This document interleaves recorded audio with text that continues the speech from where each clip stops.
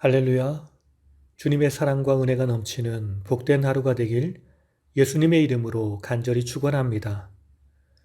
오늘은 미가서 30과 1장의 말씀입니다.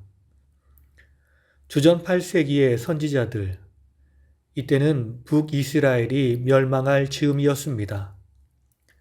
주전 8세기는 이스라엘의 위기 상황이었습니다. 강력한 제국이었던 아수르의 위협으로 풍전등화와 같은 상황이었습니다. 그런데 남유다와 북이스라엘은 그 사실을 알지 못했습니다. 그 당시 왕은 북이스라엘은 여로보암 2세, 남유다는 우시야 왕이었습니다. 두 나라를 합치면 솔로몬 시대와 맞먹을 만큼 큰 나라였습니다. 그러나 문제는 제국의 힘을 모으던 아수르가 이제 나라를 확장하는 남진 정책을 펼치며 곧 남침해 올 것입니다. 그러나 더 큰 문제는 이스라엘의 영적 타락이었습니다.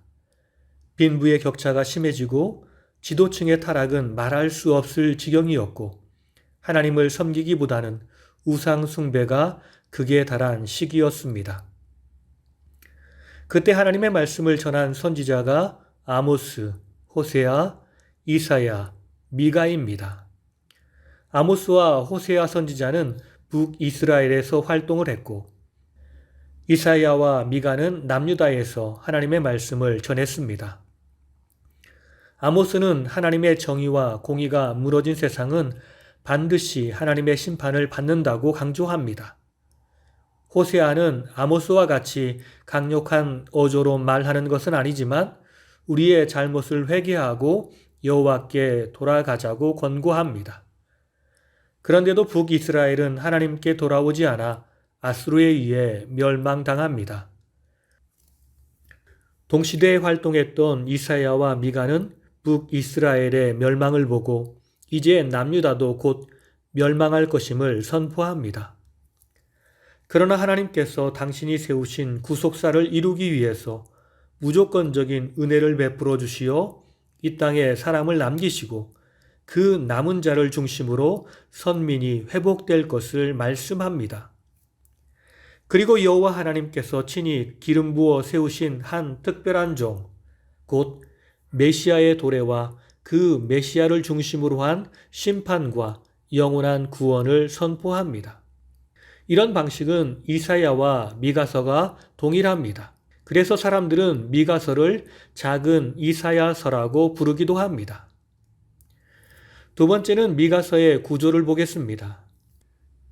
미가서는 세 편의 단편 예언을 모아서 구성된 것입니다. 이 세 편의 예언은 각각 상이한 관점에서 심판과 구원을 묘사함으로써 미가서가 하나님의 심판과 구원을 말씀하는 것임을 가르쳐 줍니다. 미가서를 읽는 독자들은 스스로 마음을 열고 여호와의 심판의 공의를 시인하고 자복하며 회개하는 동시에 값없이 주시는 회복과 은혜를 확신하며 믿음의 자리로 나가야 합니다. 미가서의 제1예언은 1장 1절부터 2장 13절이고 제2예언은 3장 1절부터 5장 15절이며 제3예언은 6장 1절부터 7장 20절의 말씀입니다.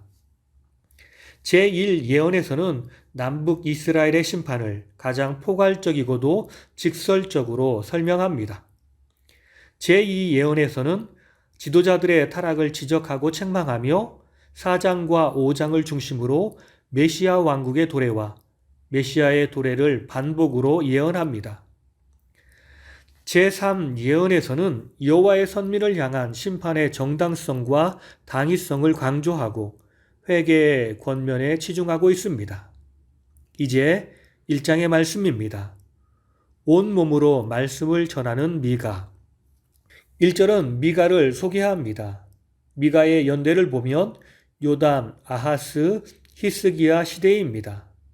주전 750년경부터 700년경으로 추정됩니다. 미가라는 이름은 히브리어로 미카인데 이 말은 미카야후의 줄임말로 누가 여호와와 같으리요라는 뜻입니다. 그는 가드 모레셋 지방에서 목축업자 집안 출신으로 여겨집니다. 2절에서 7절 말씀은 남북 이스라엘에 대한 여호와의 심판을 기록하고 있습니다.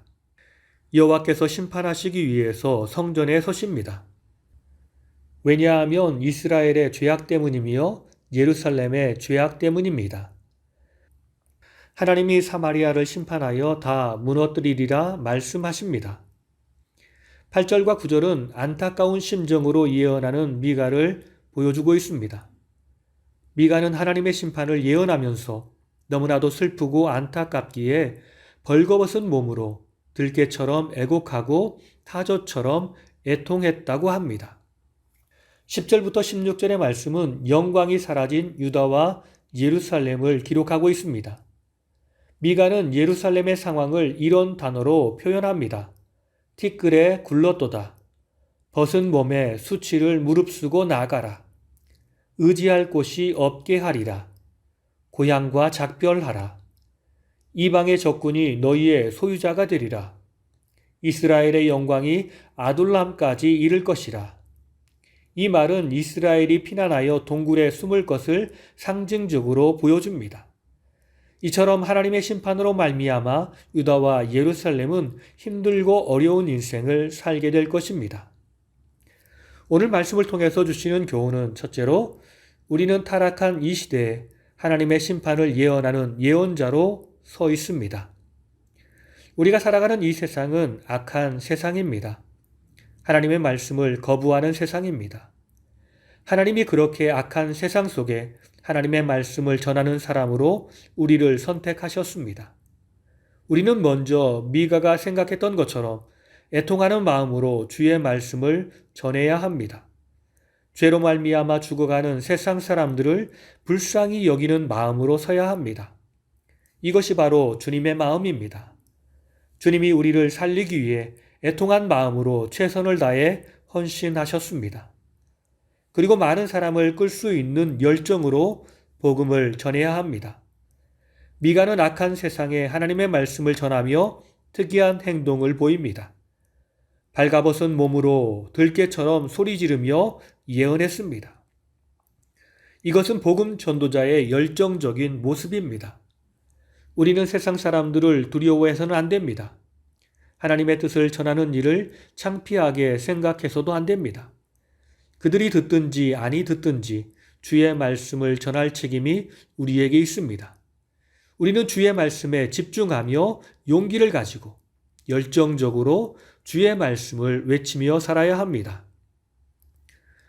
두 번째는 죄를 선택하며 사는 것은 스스로 수치의 길을 선택하는 것입니다. 10절 말씀을 보면 가드에 알리지 말며 도무지 울지 말지어다 라고 말씀합니다. 가드는 이스라엘의 적국입니다. 가까운 곳에 있으면서 이스라엘을 괴롭혔던 곳입니다. 이스라엘의 불행을 가장 기뻐했을 곳이 바로 가드입니다. 그런데 왜 가드가 기뻐할까요? 이스라엘 백성들이 죄의 길을 선택했기 때문입니다. 스스로 수치스러운 길을 선택했기 때문입니다. 이스라엘이 주님을 선택하고 말씀 따라 살면 이스라엘은 어느 나라보다 위대한 나라가 되었을 것인데 주변 나라에 선한 영향력을 끼쳤을 것입니다. 그러나 그들은 죄를 선택하여 수치의 길로 나갔습니다. 우리도 마찬가지입니다. 수치의 길을 선택할 수도 있고 영광의 길을 선택할 수도 있습니다.